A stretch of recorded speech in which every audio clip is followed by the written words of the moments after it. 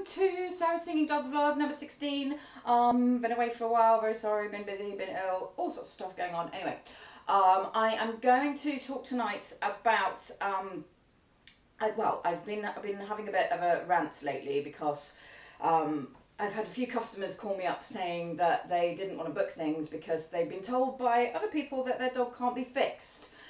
So I'm a little bit furious about that because they can be fixed, and it's really frustrating to have customers call up thinking that they can't actually do anything when they can. So that's what I'm talking about. So if that's ever happened to you, if a vet or another trainer or behaviourist has ever said there's nothing to be done, then this one's for you, because it is. But obviously, as usual, I'm just going to turn that light off actually because it's a bit of a terrible light.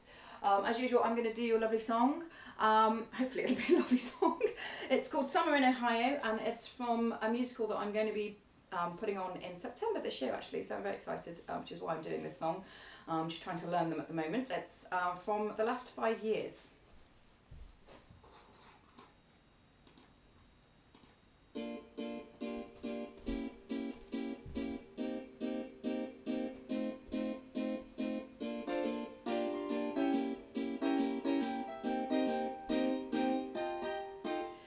I could have a mansion on a hill, I could lease a villa in Seville, but it wouldn't be as nice as a summer in Ohio with a gay midget named Carl playing Tevye and Porgy.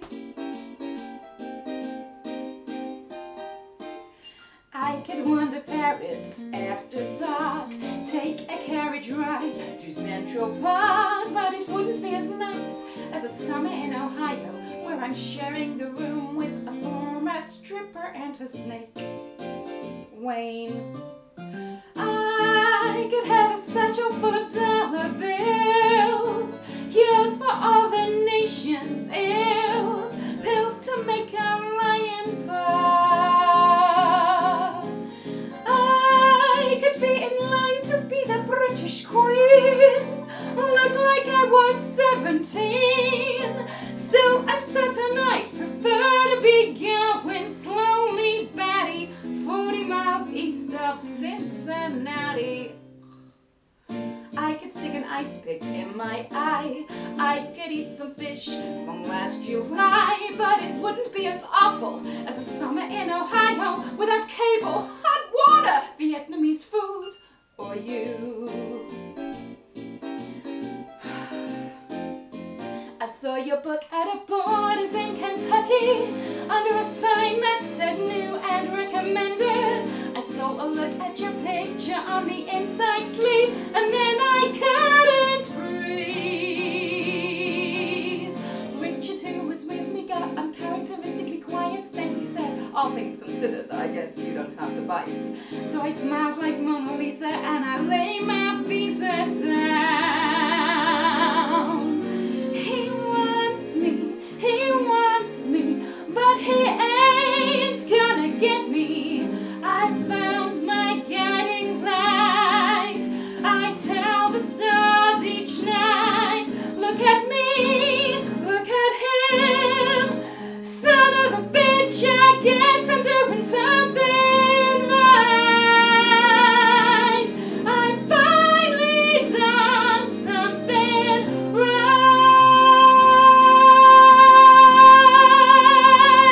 No, it's not Nirvana, but it's on the way.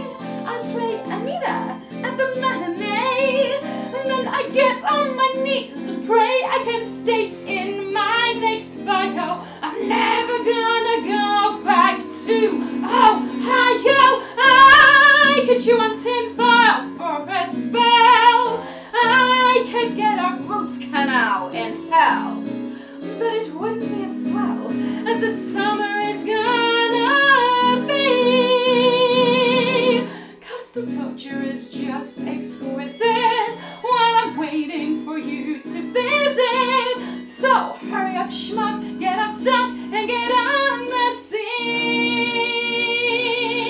Love the midget, the stripper,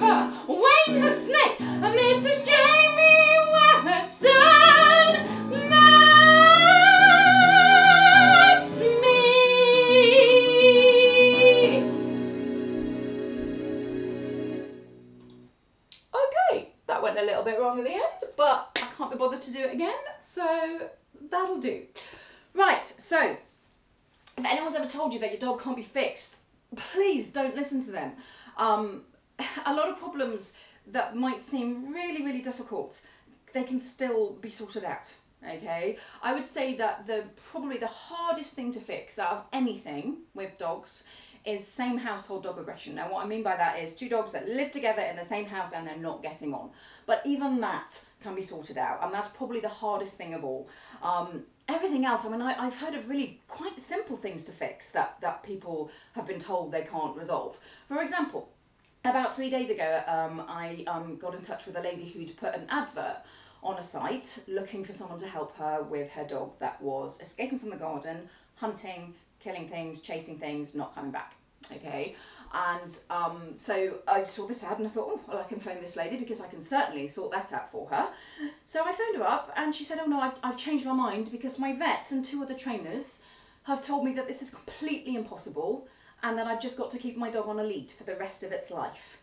Now, this is a young 2.5-year-old Beagle cross hound. Okay, so it's quite a big dog. It clearly needs a lot of exercise. It needs to be running around. And 3 idiots, I'm sorry, I'm really going to go out on a limb here, 3 idiots have told her that this can't be fixed. Well, of course it can be fixed. I've fixed thousands of dogs, including one of my own, with a severe chase drive. Yes, it might not be that straightforward. Yes, you are going to need to use some form of corrective device, but it can certainly be fixed. And as far as I'm concerned, using some form of corrective device, which might take, I don't know, 2 or 3 days at the most, to resolve a problem where the dog then gets to have fun and go off the lead and run around, rather than keeping a young, active, fit, healthy dog on a lead permanently. As far as I'm concerned, that's just wrong. It's just wrong. It should never happen. It's sad. It's really, really sad. Poor dog, you know. I wouldn't want a dog like that I couldn't let off the lead. I'd actually rather have it put down. Now, that sounds really, really over the top, I know, and I'm probably going to get slated for a lot of this, but to have a dog like that, unless you've got a 50-acre garden that it can run around in that's completely enclosed, that's just a sad life for a dog like that. Fine if it's a tiny little toy Yorkshire Terrier or something that doesn't really need to be going off, but a large dog with high energy and high excitement, is going to want to run and play and even chase under control. There's no reason why that lady can't have her dog going off having a wonderful time chasing things, and then she says, stop now please, and it stops and it comes back. So it gets to have a wonderful, happy life, and the lady's happy, the dog's happy. But no, she's been told by 3 people who frankly have no business telling her that nothing can be done. What they actually mean is they can't fix it. And that's fine. If somebody phones you up and says, I've got this issue, and you personally can't fix it, I've no issue with other trainers saying, I can't fix that. But don't say that can't be fixed, because that's not the same thing. So, whatever your problem, please be assured it can be fixed. Okay? The main things that I find that people worry about, that actually nothing can be done, is the chasing and hunting. Yes, most dogs have that in them in a mild way. And most trainers will deal with that with fun games and reward-based training and hiding behind trees and all that lovely, fun, reward-based stuff. And for a lot of dogs, that's all you need. That's wonderful. And it'll resolve it and they'll be fine and they'll be happy going off the lead. But for some dogs, and believe me, I've worked with thousands of these types of dogs, that is not going to be enough. Their chase drive, their hunt drive, their kill drive in a lot of cases is so extreme that playing fun games isn't going to work. And so what happens is when they see those types of trainers that will only do that sort of method, it doesn't work. They can spend 2-3 years going, well, this isn't working. And then the trainer says, oh no, it just can't be fixed. And then you've got a dog stuck on its lead.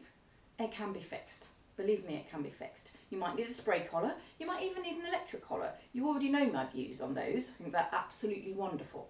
And they certainly don't hurt or have any negative effects on your dog whatsoever. So these things can be fixed. It's just that quite often they can't be fixed by waving a treat around. And providing you're aware of that, providing you're aware that there is a choice, that's the important thing. If you want your dog to live a sad life on a lead for the rest of its life, fine. But I think that's actually much more cruel than using some form of correction, which may even be very mild. With some dogs, all it needs is a little beep noise and it'll stop. How that's supposed to be bad for them, I've no idea. A little tiny beep. Anyway, the other thing that people struggle with that think can't be resolved is aggression issues. And I understand that. Aggression issues can be really, really frightening. Whether it's dog aggression, whether it's people aggression, sometimes they've gone for your children. That's a really, really scary thing to be dealing with, especially, generally the bigger the dog. But, I've even had people terrified of their own chihuahua, and it is understandable. They can give you a nasty nip. So yes, aggression is difficult. But again, if you go to the right person, if you go to somebody that is perfectly capable of resolving aggression, because aggression is perfectly resolvable, then the dog does not have to be aggressive for life. It doesn't even have to be aggressive for very long. Most dog aggression cases I can fix within a few weeks, not months, not years, weeks, okay? They can actually be resolved really quite quickly. So if somebody has told you this can't be sorted out, you'll just have to keep your dog on a lead, maybe keep it on a muzzle, walk it at times when it's quiet and there's no one else around and there's no dogs around, please don't listen to them. That's absolute rubbish. Find a behaviourist who can help you. It's not just me. I'm one of many. There's lots of us out there. I don't care where you live. I don't care what country you're in. Find yourself a good behaviourist that can actually help you. And if somebody tells you they can't help you, then as far as I'm concerned, they're not a good behaviourist and you don't want to be talking to them anyway. Right, I'm aware that this is very, very ranty, and I'm sorry, it's just this has been building up for quite some time because it really upsets me. I want dogs to have a wonderful life. I want them to have a happy time. I want them to go off the lead. I want them to socialise with their own kind. How awful must it be to never be able to mix with your own kind? Imagine if you were stuck on your own with, I don't know, living in a herd of elephants and you never again could see another human being in your whole life. It's sad.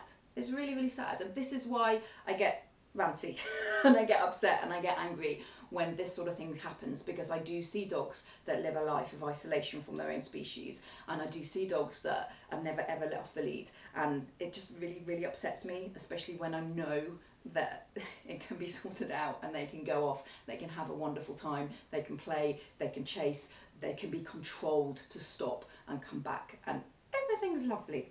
And surely that's what everybody wants. Anyway, rant over. Please get in touch if that applies to you, and if you're miles away, that's fine. I've done Skype sessions to Australia, all over the world, all over the country. If you'd rather have someone come and see you, brilliant. Find somebody that's good in your area, but do get it sorted. Don't live a sad life with your dog not being able to do doggy stuff and have a nice time. Okay. As usual, please like, please share, please subscribe, and hopefully I won't keep you waiting quite so long. And I apologise, the song was a bit rubbish. It'll be perfected by September when the show's on. Okay, thank you, bye.